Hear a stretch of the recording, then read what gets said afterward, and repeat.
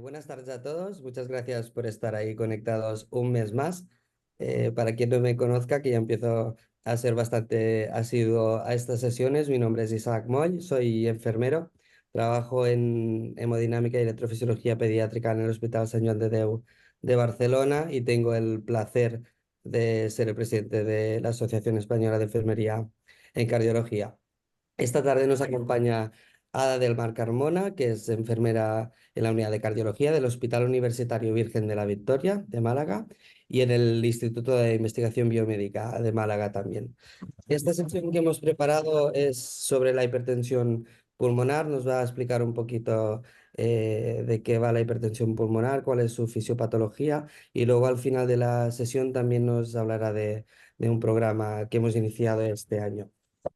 Como muchos ya sabéis, la hipertensión arterial pulmonar es una enfermedad crónica caracterizada por el aumento de la resistencia vascular pulmonar a nivel de las arteriolas, con lo que provoca una progresiva sobrecarga del ventrículo derecho y la disfunción de este, que en etapas finales nos lleva a una insuficiencia cardíaca derecha.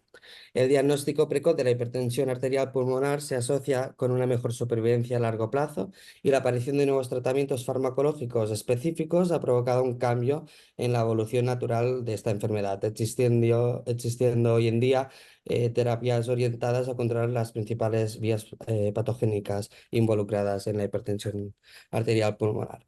Entendemos que el papel protagonista de la enfermera durante todo el proceso de la hipertensión arterial pulmonar requiere de una formación específica que permita potenciar el valor de la enfermería en el adecuado manejo de los pacientes, obteniendo una mejor atención integral del paciente con hipertensión pulmonar y mejorando su atención, adherencia y conocimiento sobre la enfermedad.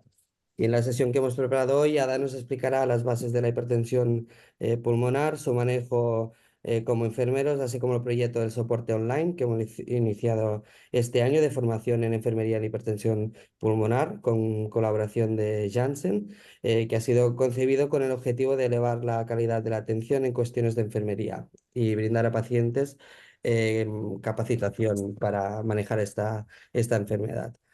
Sin más, cuando quieras, Ada, muchas gracias por participar y cuando quieras puedes iniciar tu charla. Bueno, Isa, muchísimas gracias por la presentación y muchas gracias a todos por conectaros hoy. También quiero darle las gracias a la asociación porque creo que las enfermeras tenemos un acceso mucho más dificultoso a los recursos formativos y creo que durante estos últimos años la asociación está luchando muchísimo porque las enfermeras sigan formándose en cardiología y creo que una de las grandes formas de luchar contra ese techo de cristal que seguimos teniendo las enfermeras es gracias a la formación y al conocimiento. Así que muchas gracias y bueno, y os doy la enhorabuena más sincera porque creo que estoy haciendo algo muy meritorio. Bueno, pues voy a compartiros la presentación. Bueno, pues voy a empezar recordando un poco de fisiopatología para que podamos comprender un poco los conceptos que vamos a ir comentando, ¿vale? Bueno, como sabéis que nuestro cuerpo tiene dos grandes circulaciones, la sistémica y la pulmonar. Entonces, si comenzamos aquí en el ventrículo derecho, este mismo recibe sangre venosa de la aurícula derecha a través de la válvula tricúspide y es a través de la válvula pulmonar justo donde empieza la circulación pulmonar, donde esta sangre venosa pasa del ventrículo derecho a la arteria pulmonar y pasa en esta gran bifurcación a los pulmones. Esta sangre no oxigenada pasa al lecho vascular alveolar, en el cual se realiza el intercambio gaseoso y recibe en este mismo lecho vascular alveolar una sangre oxigenada que pasará a través de dos venas pulmonares que tenemos por cada pulmón a la aurícula izquierda. Es justo aquí donde empieza la circulación sistémica, con esta sangre oxigenada que pasará a través de la válvula mitral al ventrículo izquierdo y a su vez pasará por la aorta hasta que llevará la sangre oxigenada al resto del cuerpo. Bueno, como bien sabéis, ya tenemos los capilares sistémicos en los que ya vuelve a retroceder la sangre no oxigenada a la aurícula derecha. Es importante saber que el sistema circulatorio pulmonar es de resistencias más bajas y de presiones más bajas. ¿Y esto por qué es? Pues en gran parte se debe a que la capa vascular de este sistema es mucho más distensible y más frágil también. Y de hecho, ante un aumento de presiones, pues se distiende mejor que la circulación sistémica. Vale, entonces, ¿qué es la hipertensión pulmonar? La hipertensión pulmonar no es más que una definición hemodinámica y podemos instaurar esa definición gracias a que hacemos un cateterismo cardíaco derecho en el cual mediante un catéter Swan-Ganz accedemos a la arteria pulmonar.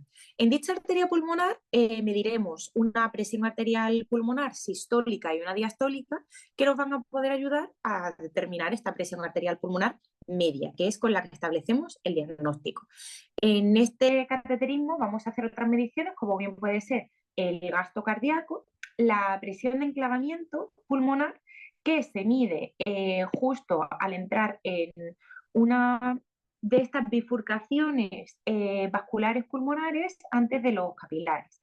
Entonces, de esta manera se infla el balón justo en esta rama y vamos a bloquear todo el paso de sangre retrógrado que nos viene de esa arteria pulmonar. Entonces, esta presión puede ser equivalente a la de la aurícula izquierda o a la telediastólica del ventrículo izquierdo, que se puede mirar también como esa presión que tenemos en el ventrículo izquierdo una vez que se ha llenado después de la diástole y antes de la sístole. Entonces, en la siguiente diapositiva vamos a poder establecer cuáles son las diferencias de los tipos de hipertensión pulmonar dependiendo pues, de los resultados que nos establezcan este tipo de medición.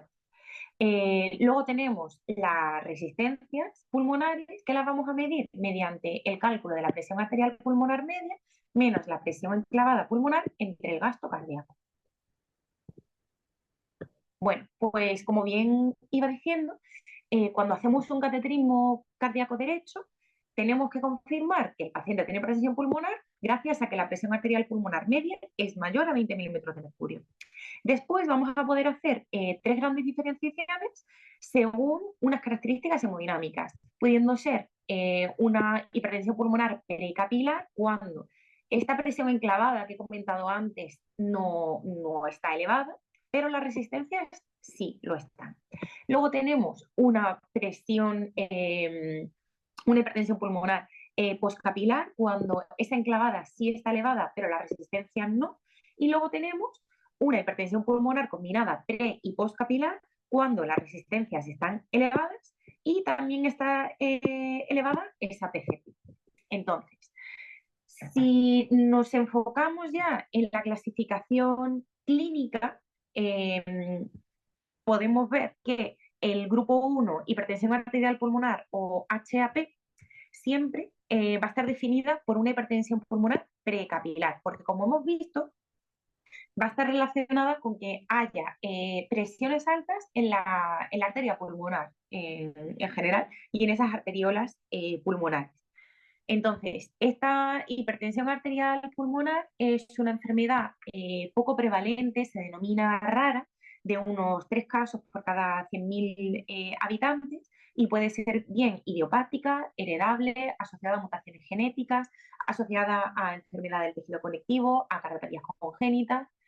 Luego tenemos el grupo 2 o debido a enfermedad del corazón izquierdo, que es la hipertensión pulmonar más prevalente y que es exclusivamente una hipertensión pulmonar postcapilar. Pues bueno, como bien hemos visto antes, lo que va a medir es esa presión de la aurícula izquierda de alguna manera y la presión telediastólica del ventrículo izquierdo. Entonces, de manera retrógrada, esas altas presiones en esas cavidades nos van a generar una hipertensión pulmonar postcapilar, ¿no? Pues bueno, dentro del grupo 2 podemos encontrar hipertensión pulmonar asociada a insuficiencia cardíaca con una fracción de elección reducida o preservada o enfermedad. Luego tenemos el grupo 3 o asociado a enfermedad pulmonar o a hipoxia, que puede estar asociado a enfermedad obstructiva o restrictiva pulmonar o a hipoxia o bien a otras enfermedades respiratorias. Eh, También puede ser precapilar o postcapilar, pero más bien suele ser precapilar. Luego dentro del grupo 4 tenemos la enfermedad, la hipertensión pulmonar asociada a obstrucciones de la arteria pulmonar, que normalmente está asociada a la enfermedad crónica tromboembólica. Y luego tenemos el grupo 5, que es la miscelánea o asociada a mecanismos multifactoriales, es decir, que no tenemos claro pues, a qué se debe, ¿no? Todos estos grupos de hipertensión pulmonar, si los juntamos entre ellos, eh, generan un 1%, una prevalencia del 1%, ¿no? Siendo la primera causa el grupo 2 asociado a enfermedad de corazón izquierdo y la segunda causa el grupo 3 o asociado a enfermedad pulmonar. Bueno, si nos centramos en el grupo 1 o la hipertensión arterial pulmonar, aquí tenemos una imagen que explica muy bien cuál es la fisiopatología de la hipertensión arterial pulmonar. Aquí podemos ver una arteria pulmonar o una arteriola pulmonar sana, y aquí podemos ver una arteria pulmonar que tiene hipertensión arterial pulmonar. Y aquí podemos observar un remodelado y un engrosamiento de las capas internas y endoteliales de la arteria, que van a hacer que junto con una vasoconstricción haya un aumento de la resistencia al flujo sanguíneo. Además, esto genera un ambiente trombogénico. Entonces, pues, podemos ver que conforme va evolucionando la enfermedad, la luz de la arteria se va estrechando y las resistencias, por ende, pues van a estar mucho más comprometidas. Pues esta es la clasificación que os he comentado de los distintos tipos de hipertensión pulmonar. Podemos aquí ver los distintos tipos y la receta, ¿vale? Bueno, conforme va evolucionando la hipertensión pulmonar, podríamos ver en una ECO, sobre todo se ve muy bien en una 4 cámaras, podríamos ver cómo el ventrículo derecho va comprimiendo poco a poco el ventrículo izquierdo. Entonces, esta compresión viene secundaria del desplazamiento septal hacia la izquierda. Esto puede llevar a una disfunción diastólica, una disfunción sistólica, incluso una isquemia y una compresión en la que puede limitar el tronco coronario izquierdo. Bueno, como bien podemos ver aquí, pues esta arteria pulmonar se ve obligada a aumentar su tamaño y podemos ver cómo estos capilares pues, se verían estrechados. ¿Cómo comienza un paciente los síntomas cuando tiene hipertensión pulmonar? Bueno, uno de los grandes problemas de esta enfermedad es que tiene unos síntomas y unos signos muy específicos, como bien puede ser una disnea asociada al esfuerzo, que va deteriorándose y va generando pues una fatiga y una sensación de sentirse exhausto con un mínimo esfuerzo, incluso una disnea en reposo, palpitaciones, hemoptisis en algunos casos. Si va evolucionando demasiado la enfermedad, pues endosnea, ortosnea, todos signos al fin y al cabo de progresión de insuficiencia cardíaca, porque no deja de ser una insuficiencia cardíaca derecha, ¿no? Entonces, la media de paso de año desde el inicio de los síntomas hasta el diagnóstico oscila, según los últimos reportes, de 2 años y medio a 4. Es decir, que estos pacientes sufren un peregrinaje desde el inicio de los síntomas hasta que por fin se les deriva a una unidad específica de referencia en la que se puede establecer el diagnóstico y se puede comenzar a tratar. ¿Cuál suele ser el algoritmo que se suele seguir, ¿no? Bueno, pues normalmente estos pacientes que según la literatura de los últimos años, pues normalmente son mujeres y mujeres jóvenes con una edad media de diagnóstico muy bajita, pero según los últimos reportes hemos podido ir viendo que gracias a esta concienciación en el diagnóstico y la accesibilidad a más pruebas diagnósticas en los últimos años, pues está aumentando esta edad media de diagnóstico y se está equiparando, poco a poco se está equiparando entre sexos este diagnóstico, pero el perfil solía ser una mujer joven que consultaba por disnea. Entonces, eh, normalmente los pacientes acuden a su médico de cabecera, se le hace una historia médica, un examen físico, un electro. Si tenemos suerte, pues se realiza un NT-proBNP y una determinación de situación por pulsioximetría. Entonces, bueno, pues tenemos dos opciones: o se sospecha que hay una enfermedad respiratoria o bien se sospecha que hay una enfermedad cardíaca o hipertensión pulmonar. Para poder establecer el diagnóstico, normalmente se suele realizar en una primera instancia una ecocardio, en la cual se puede estimar una presión arterial pulmonar sistólica, una PAPS, que la habréis visto en muchos ecocardios, que nos puede asegurar una probabilidad de hipertensión pulmonar. Entonces, justo después de determinar esta PAPS elevada y otros datos ecocardiográficos como una insuficiencia de cupidea, pues entonces al paciente se le deriva a un centro de referencia de hipertensión pulmonar y en un primer momento pues se puede pedir una gammagrafía, pero lo que hay que hacer es un cateterismo cardíaco derecho para poder establecer el diagnóstico, ¿no?, de hipertensión pulmonar, y ya vemos a qué se puede asociar y establecer cuál es el grupo, ¿no? Porque este grupo nos va a ayudar a ver cuál es el tratamiento al que puede ser candidato el paciente. Entonces, ya nos estamos centrando en la hipertensión arterial pulmonar, grupo 1 o HAP. Actualmente tenemos tres grandes vías, aunque no hay una cura para la enfermedad.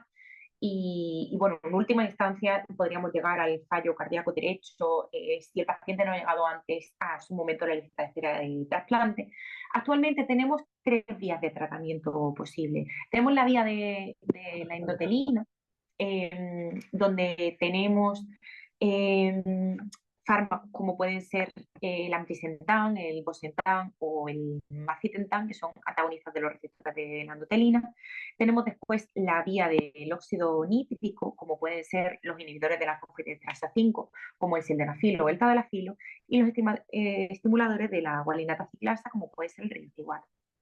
Y luego tenemos la vía de la prostaciclina, dentro de la cual se incluyen pues, el lepoprostenol intravenoso, el treprostinil inhalado o subcutáneo y el selexipag, que es por vía oral. Entonces, bueno, aquí podemos ver, ¿no?, en este dibujo, pues esta proliferación de la capa íntima, esa fibrosis, el remodelado vascular, esa hipertrofia y ese ambiente protrombogénico, además de esa vasoconstricción. Entonces, bueno, ¿qué buscan todos estos fármacos? Pues ser antiproliferativos, ser vasodilatadores, esta luz se vea aumentada en tamaño, y bueno, pues también suelen ser antitrombogénicos. Aquí podemos ver una arteria pulmonar sana y una arteria pulmonar con hipertensión pulmonar, y podemos observar también cómo sería un remodelado y una disfunción del ventrículo derecho, que es parte de la evolución de la enfermedad. Bueno, una manera que tenemos de evaluar, una vez que ya hemos visto que el paciente tiene hipertensión arterial pulmonar, una manera de evaluar cuál es el riesgo que tiene este paciente y de ver qué terapia tenemos que seguir, es usar este semáforo o esta tabla de estratificación de riesgo, ¿no? A priori, pues tenemos tres grados de riesgo: bajo riesgo, riesgo intermedio o riesgo alto. Y bueno, pues lo vamos a poder determinar según pues, la presencia de síncope, los signos de insuficiencia cardíaca derecha, algunos biomarcadores como puede ser el NT-proBNP, el resultado de ecocardio, la hemodinámica del cateterismo, ¿no? Y según el riesgo en el que se encuentra el paciente, pues seguiremos una estrategia terapéutica u otra. Como os estaba diciendo, pues esta es una de las gráficas, uno de los algoritmos que tenemos en las últimas guías de hipertensión pulmonar, las guías europeas de 2022, y pues según la tabla de riesgo que actualmente usamos, que es de cuatro estratos: bajo riesgo, riesgo intermedio bajo, intermedio alto y riesgo alto, que la simplificada pues se basa en la clasificación de la clase funcional de la OMS, la distancia recorrida con el test de 100 minutos y el NT-proBNP. Pues según estos tres parámetros vamos a poder dictaminar si el paciente se encuentra en un riesgo alto, intermedio bajo, un riesgo intermedio alto o un riesgo alto. Entonces ahí vamos a ir decidiendo si el paciente comienza con una terapia, con una monoterapia, con una biterapia o con una triple terapia, como podemos ver aquí. Iniciamos normalmente pues con un inhibidor de la fosfatiesterasa 5.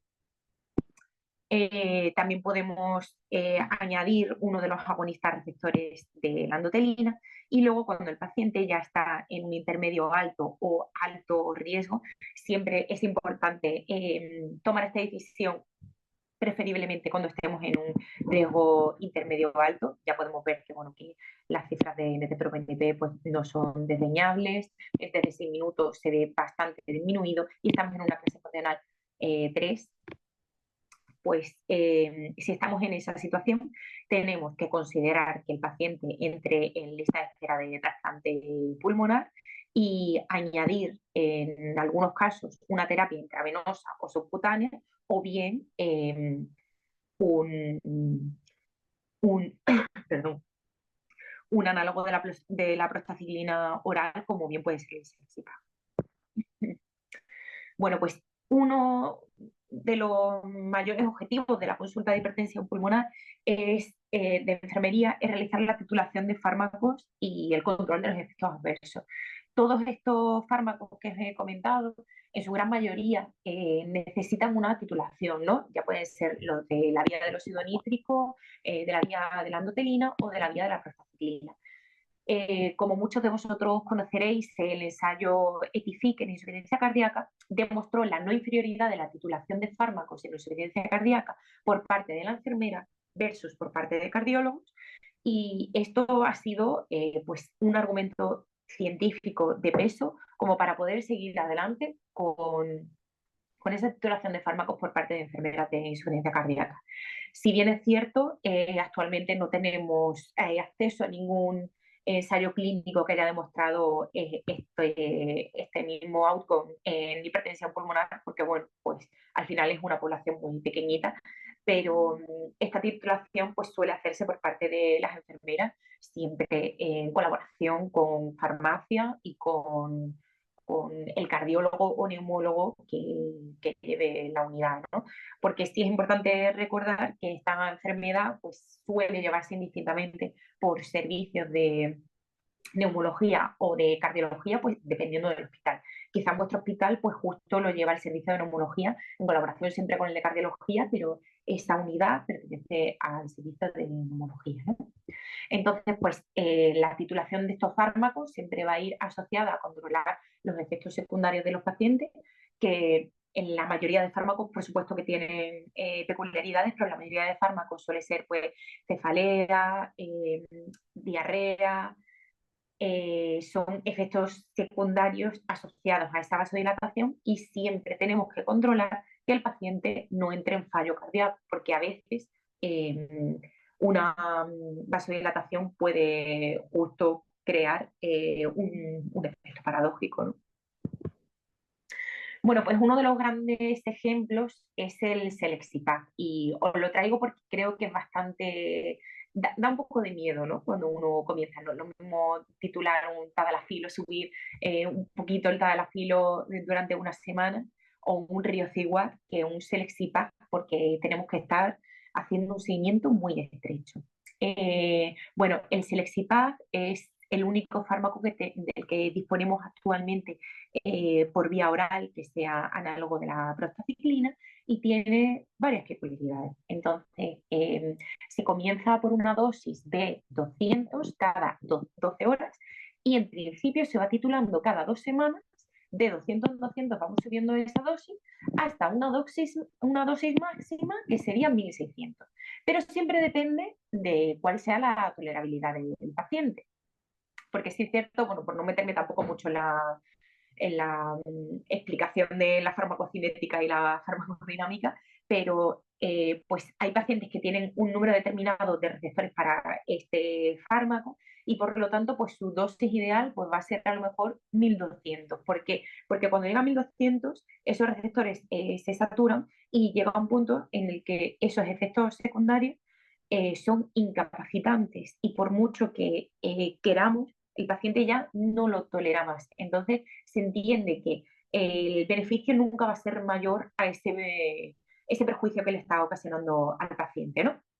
Entonces, este fármaco se toma cada 12 horas, siempre se intenta que sea junto a alimentos si puede ser, y la subida se va a realizar en la dosis nocturna.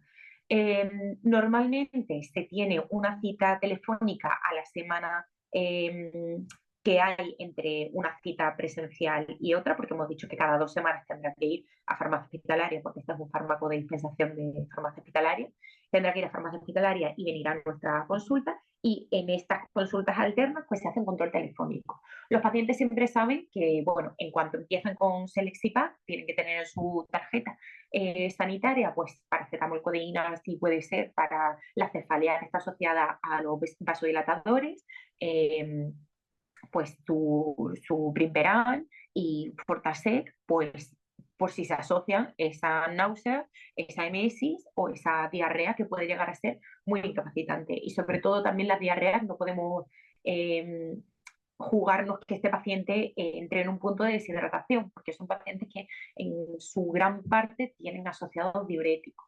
Entonces nos puede generar otro efecto paradójico.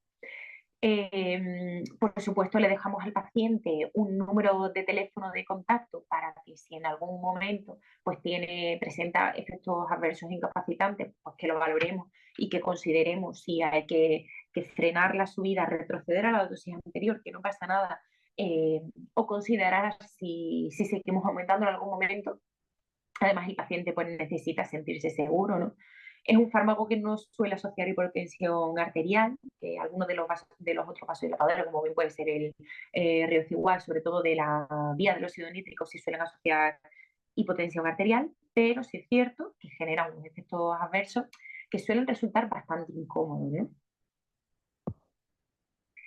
Luego tenemos, pues bueno, si la enfermedad sigue avanzando y vemos que en este caso, pues por la vía de la endotelina no podemos seguir con Selexipag porque no es suficiente, pues comenzamos con prostanoides. Normalmente, bueno, tenemos una opción que son la vía inhalada, el treprostinil inhalado, que es bastante complejo también de usar el dispositivo, de instruir al paciente, pero los más usados, al menos actualmente, porque sí es cierto que la vía inhalada cada vez se está usando más, los más usados actualmente pues son por la vía intravenosa el epoprostenol y por la vía subcutánea el treprostinil.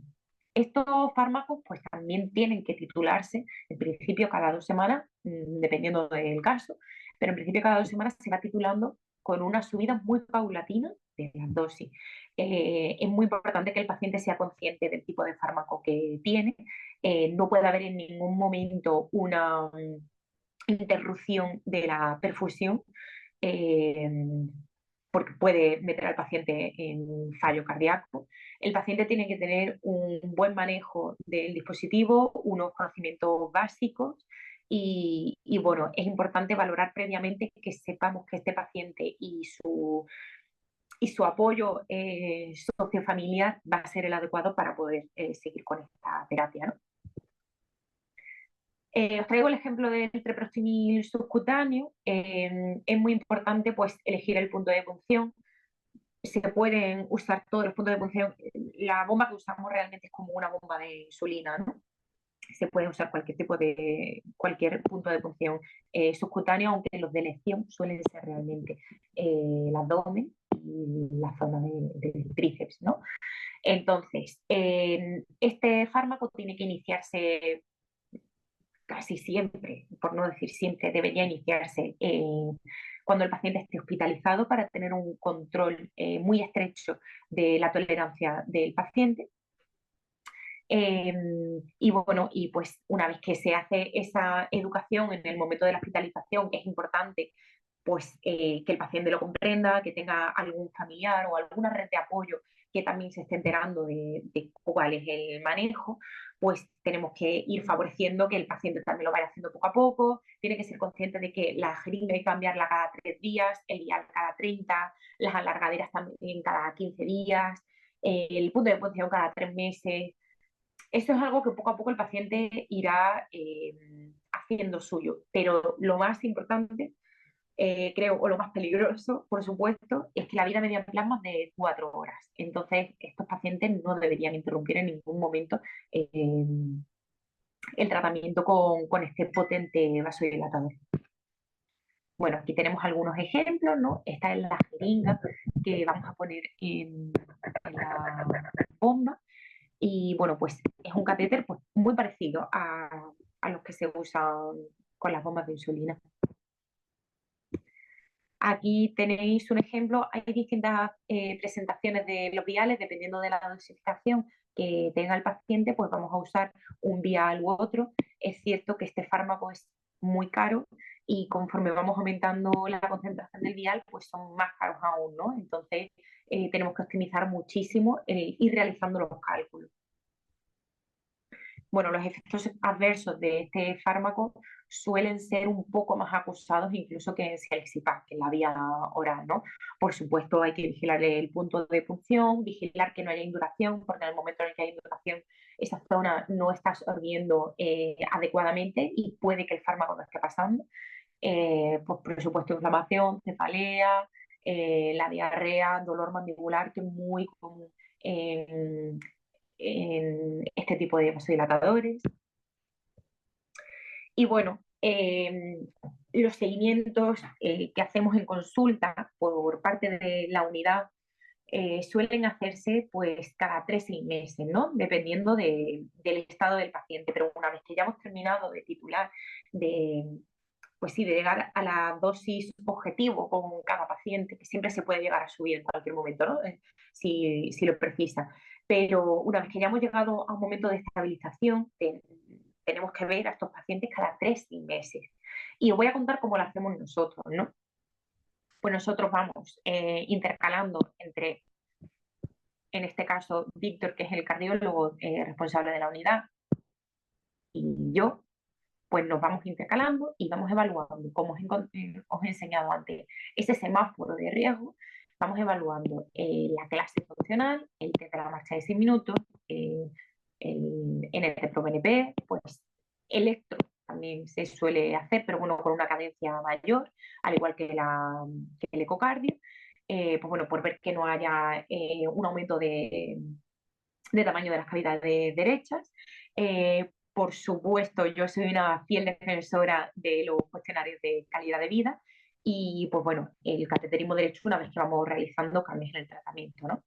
Otro eje fundamental en nuestro caso es farmacia hospitalaria, porque bueno, ellos nos ayudan muchísimo en la titulación de los fármacos, en el seguimiento, en la ayuda para la satisfacción de salud de estos pacientes y asegurarnos pues, esa adherencia. Por supuesto, también la unidad de insuficiencia cardíaca, el hospital de día médico, en el cual pues, podemos poner nuestros hipertónicos, la ferroterapia intravenosa, el servicio de hospitalización, en el cual iniciamos tantas terapias, la unidad de hemodinámica, en la cual realizamos los cateterismos derechos, y otro eje fundamental que es la unidad de ensayos clínicos, ¿no? Bueno, actualmente tenemos solo 3 vías y bueno, son pacientes jóvenes que se ven muy mermados en cuanto a su calidad de vida. La enfermedad puede evolucionar en algunos casos muy rápido y bueno, mientras que estamos en lista de espera de trasplante, pues nunca está de más intentar favorecer que la ciencia siga progresando, ¿no? E intentar participar en algún ensayo clínico, que actualmente, por suerte, hay muchos ensayos clínicos que están dedicándose a estudiar la hipertensión arterial pulmonar. Esperamos que próximamente tengamos acceso a nuevos fármacos. Eh, no quería dejar de comentar, pues bueno, cuál es la afectación en la vida diaria de estos pacientes de la hipertensión arterial pulmonar. Es una enfermedad muy dura, es una enfermedad muy dura que hace que los pacientes eh, de alguna manera no se vean al resto que están enfermos, no parece que estén enfermos, pero tienen una limitación muy severa en el día a día, en sus actividades instrumentales de la vida diaria, en las actividades básicas, en la capacidad de sociabilización, en su funcionalidad sexual, en la capacidad de las mujeres de ser madres, porque en principio está contraindicado el embarazo, ¿no? Por el riesgo hemodinámico que tiene esa madre. Entonces, ¿cómo afecta emocional y psicológicamente esta enfermedad a los pacientes? Es algo muy importante que tenemos que tratar en la consulta. Entonces, creo que una de las grandes maneras de aprender a ponernos en la piel de los pacientes es, por supuesto, pues estando en la consulta, ¿no? Intentando rascar un poquito. Y de hecho, nuestros pacientes con que rasques un poquito ya salen muchísimas cosas. Una cosa muy importante a valorar en estos pacientes es la calidad del sueño. Casi todos tienen problemas de sueño. Pero creo que también eh, otra manera de adentrarse un poco en el mundo de estos pacientes es mediante la investigación cualitativa. Hay un estudio muy bonito que hizo la FDA que se llama The Voice of the Patient, la voz del paciente, y aquí he traído algunos de los testimonios, ¿no? Que aquí nos hablaba una mujer de que, pues bueno, pues con sus hijos, pues sufrió el no poder cogerlos, el no poder cocinar, el no poder limpiarlos cuando había que limpiarlos, porque se ve muy limitada en su día a día.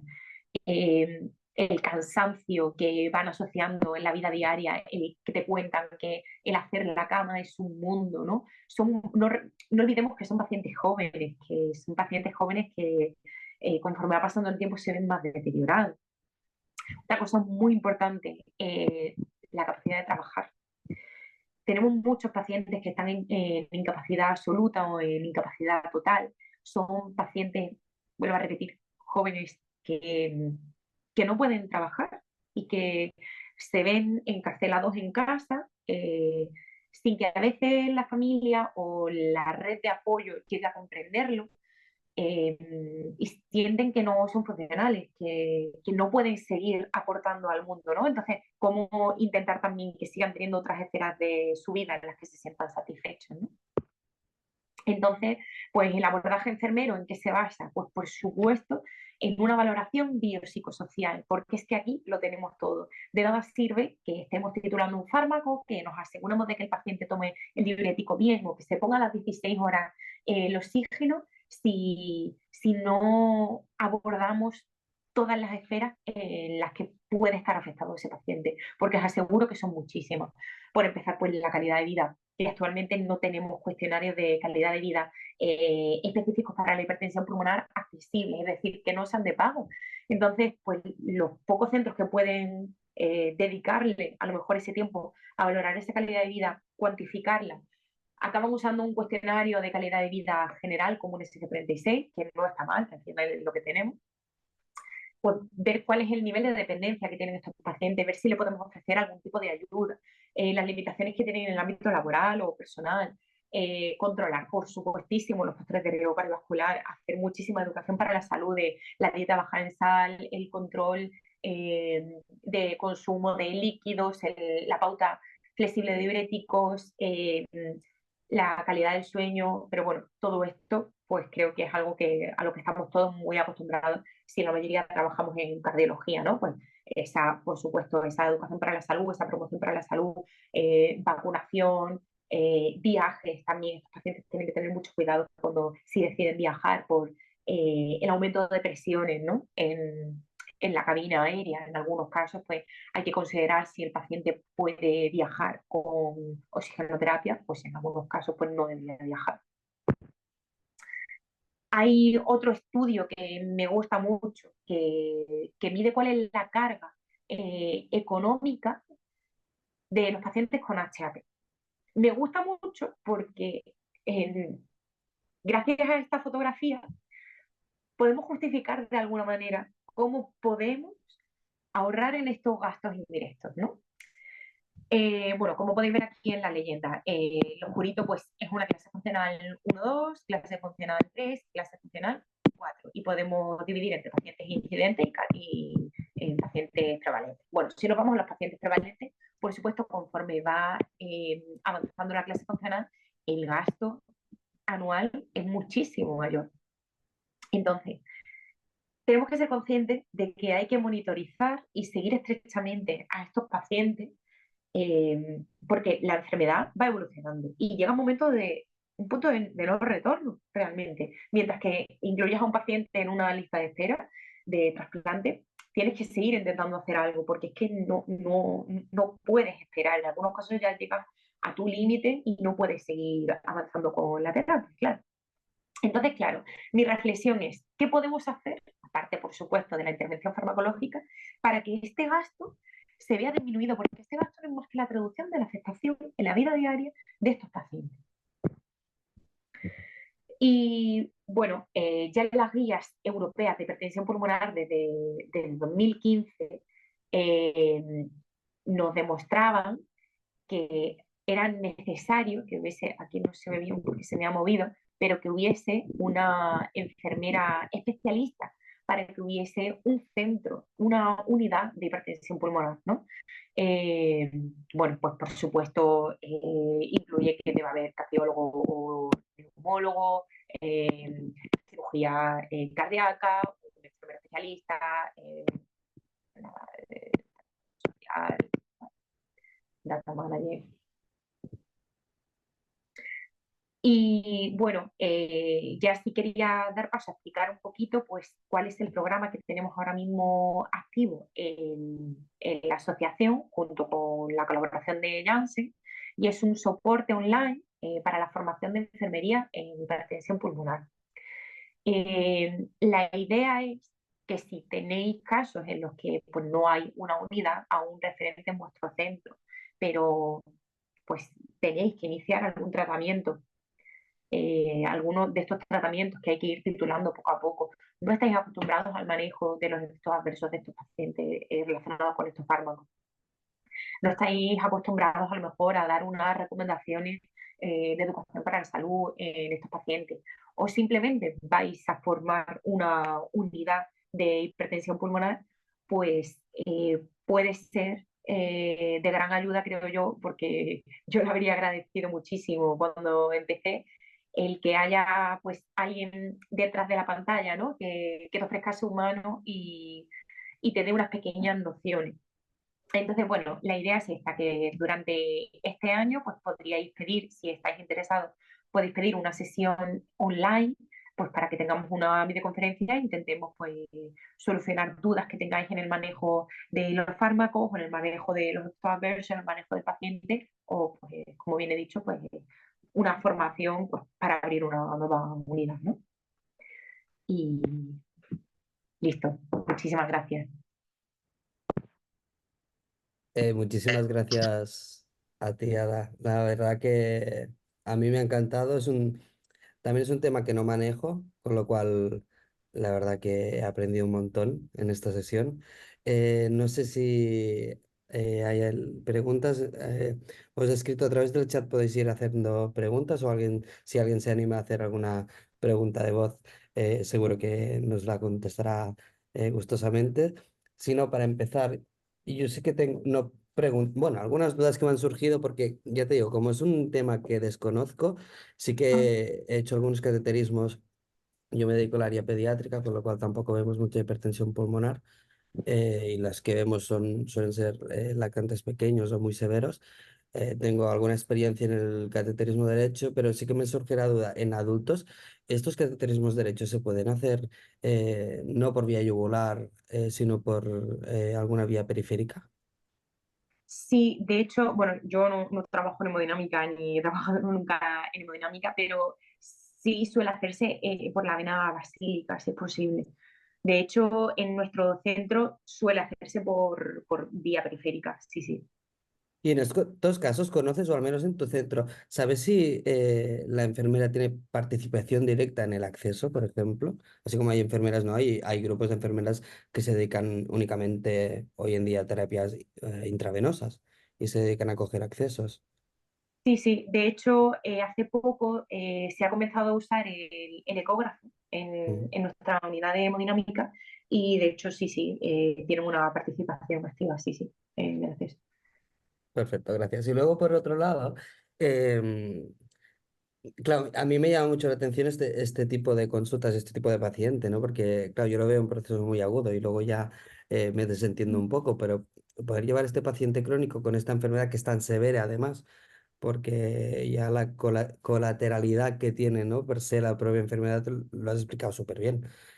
Al final no es solo hipertensión pulmonar, es todo lo que conlleva y las frases que has presentado del estudio de la FDA, ¿no? De los testimonios, la verdad que son experiencias, son duras, ¿no? Es difícil de imaginar. Em, entonces, has comentado que en estas consultas, me ha parecido entender, ¿no? Que las hacéis, una vez tenéis titulado el fármaco, las hacéis cada 3 meses alternando. Una visita la hace el cardiólogo, en tu caso, porque la unidad la lleva cardiología, no neumo, y la otra la haces tú. ¿Siempre hacéis, en todas las visitas, se hace toda la evaluación de riesgos? Es decir, ¿hacéis siempre eco, electro, todos los cuestionarios, siempre en todas las visitas? Pues esa es una buena pregunta. Eh, en todas las visitas no hacemos todas las determinaciones. Sí es cierto que intentamos tener un test de 6 minutos, una ecocardio anual. El NT-proBNP sí intentamos monitorizarlo al menos un par de veces en el año. Y bueno, y los cuestionarios de calidad de vida y la valoración del sueño, sí es cierto que al final los pacientes son como una pequeña familia y los vas conociendo y ya sabes cómo entrar en cada paciente, ¿no? Entonces vas observando si hay algún deterioro de alguno de esos aspectos. Por supuesto, las primeras consultas son muy largas, muy intensas, pero conforme va pasando el tiempo, sí vas sabiendo cuándo valorar y cuándo no valorar. Cuando iniciamos terapia y finalizamos terapia, siempre hacemos valoración de 6 minutos, analítica, ecocardio y cuestionario. Entonces, queremos ver previo a la titulación y posterior a la titulación cómo han incrementado esos parámetros, ¿no? Eh, con el inicio de alguna terapia siempre lo valoramos, si no, de forma anual, mínimo tenemos que tener esta valoración. Y el cateterismo, pues bueno, en situación ya de que veamos que el paciente pues, se está descompensando o algunos signos que nos demuestren que el paciente va evolucionando en la enfermedad, claro. Es que ahí te quería preguntar también, porque bueno, yo os admiro un montón con la titulación de fármacos. Es que además no has hablado del ETIFIC, que yo creo que es un orgullo para la asociación, hablo en nombre de la asociación, que las investigadoras son miembros de la asociación, ¿no? Y creo Sí. que ha sido un estudio que ha marcado un antes y un después y no se puede negar. Es que es un estudio muy importante. Y os admiro porque es una labor súper importante. Pero has comentado ahora, ¿no? Que llegan momentos en la evolución de esta enfermedad que se van haciendo cateterismos diagnósticos. ¿Tú como enfermera indicas, o sea, en una visita ves que ya toca hacer el cateterismo porque hay que ver la presión o lo que sea, ¿tú haces la indicación de este cateterismo o tienes que comentar al cardiólogo para que la incluya para cateterismo? Que puede ser, Es, supongo que debe ser un tema burocrático, ¿no? Porque al final dices, "Vale, ya está para cateterismo, pero tú puedes hacer el paso como enfermera". en nuestro caso, yo no puedo hacerlo. Sí es cierto que estamos en continua comunicación y que hacemos muchísimas sesiones, mi compañero y yo, y entonces tomamos muchas decisiones conjuntas, ¿no? Por supuesto, para esos temas burocráticos, aunque yo a lo mejor pues vea que puede hacer falta, eh, tiene que indicarlo él. Sí, sí, sí, sí. Perfecto. Y mira, hay una pregunta que nos hacen a través del chat. eh, Ujú. te dan la enhorabuena. Y te quieren preguntar si en verano tenéis que bajar dosis de medicación, como pasa con el sacubitril y el valsartán. Pues normalmente no tenemos que bajar, sí tenemos que tener cuidado con la titulación. Cuando hacemos una titulación en verano, normalmente sí la dejamos estable. De hecho, casi ninguna titulación la seguimos haciendo en verano, salvo Selexipag, ¿no? Que suele llevarse bien, pero siempre, ojo, con cuidado de las diarreas y el calor y la deshidratación, ¿no? Pero normalmente las frenamos, pero no tenemos que retroceder porque de alguna manera el paciente sí se acostumbra a esa vasodilatación y no le genera una hipotensión generalizada sistémica. Perfecto. Mira, otra pregunta. Enhorabuena, Ada. Me gustaría saber si hacéis recomendaciones de ejercicio individualizadas a cada paciente o si los deriváis a otra unidad como rehabilitación cardíaca. Y si realizas tú, personalmente como enfermera, pruebas funcionales. Vale. Pues, a ver, también es otra muy buena pregunta.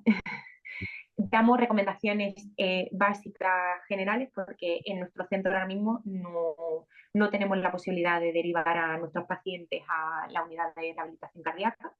Damos recomendaciones muy generales de pues, salir a caminar y algunos ejercicios de fuerza, pero además de que la indicación del tipo de ejercicio no está demasiado claro, justo por eso pues aprovecho porque nos han concedido un proyecto FIS del Carlos III, un proyecto público de telerehabilitación en pacientes con hipertensión arterial pulmonar y va a ser un proyecto multicéntrico. Vamos a empezar en los próximos meses y justo quiere promover esto, ¿no?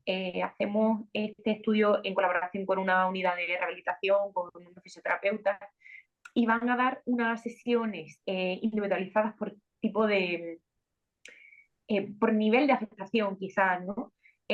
Una sesión con unas recomendaciones orientadas a este tipo de pacientes y se va a hacer pues online porque, bueno, pues porque hay muchas unidades como la nuestra que no tienen la posibilidad de derivar a los pacientes a rehabilitación cardíaca. Entonces, pues bueno, al final los recursos que tenemos son los que hay y además de que no hay indicaciones claras en la evidencia científica, pues bueno, aprovechamos para hacer también un poco de investigación, es lo que hay que seguir haciendo en esta enfermedad. Y en cuanto a las pruebas funcionales, pues hago el test de 6 minutos y en algún caso alguna espirometría, pero poco más. Perfecto. Gracias y felicidades por la beca. Que bien está Muchas claro, gracias. ¿no? Que falta investigación y enfermería debe estar ahí. Es un gap que tenemos las enfermeras en el mundo de la investigación, pero sí que vemos que en los últimos años hay enfermeras como tú muy potentes, que participan en proyectos muy importantes de investigación, ¿no? Y lo hemos visto también con el ETIFIC, que es un proyecto puramente enfermero. Pues Eh, sí, sí. Preguntan también cuando solicitáis un cateterismo derecho, ¿también solicitáis la prueba de vasorreactividad vascular pulmonar? Depende. Y ahí la verdad es que me ha pillado porque no tengo claro, en un principio en el primer cateterismo juraría que sí, pero en el resto de cateterismo creo que ya no se vuelve a pedir, que es en el primero, en el diagnóstico inicial. Pero tendría que consultarlo y os respondo bien a esa pregunta. No, pero seguro, porque tiene cierta lógica, ¿no? Que en el momento del diagnóstico en el cateterismo sí que tengas que hacer pruebas Claro. con óxido nítrico, con adenosina o con la prueba que se realice en ese centro, pero una vez estipulado el diagnóstico, ¿no? Y sabiendo la causa de la hipertensión, supongo que los cateterismos siguientes son básicamente para mirar presiones, Ujú. supongo. Y Bueno, experto en hemodinámica. desde mi poca experiencia en hipertensión pulmonar. Y ya está, yo creo que podríamos dar por finalizar la sesión. Sí que también quiero resaltar una parte inicial de la charla que ha explicado, ¿no? Que el paciente tipo se trataba de una mujer joven.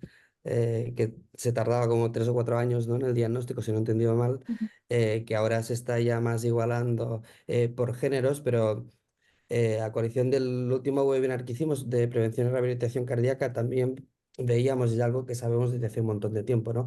Que los infartos en mujeres suelen ir peor por el infradiagnóstico, porque se tarda más, porque se piensan siempre a otras causas, porque se llama sintomatología atípica.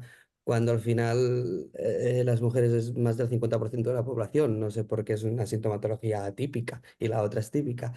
Eh, pero bueno, que era simplemente un comentario, ¿no? Que es como sanitarios, a ver cuándo haremos el chip, el cambio de chip total, ¿no? Para intentar no hacer estas diferencias, porque al final es una diferencia que estamos haciendo, porque al menos en el mundo de la cardiopatía isquémica, aunque lo sabemos.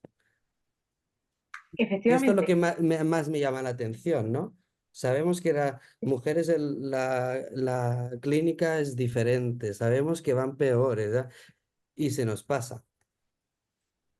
De y sigue que pasando con muchísimas enfermedades a nivel cardiovascular y a todos los niveles.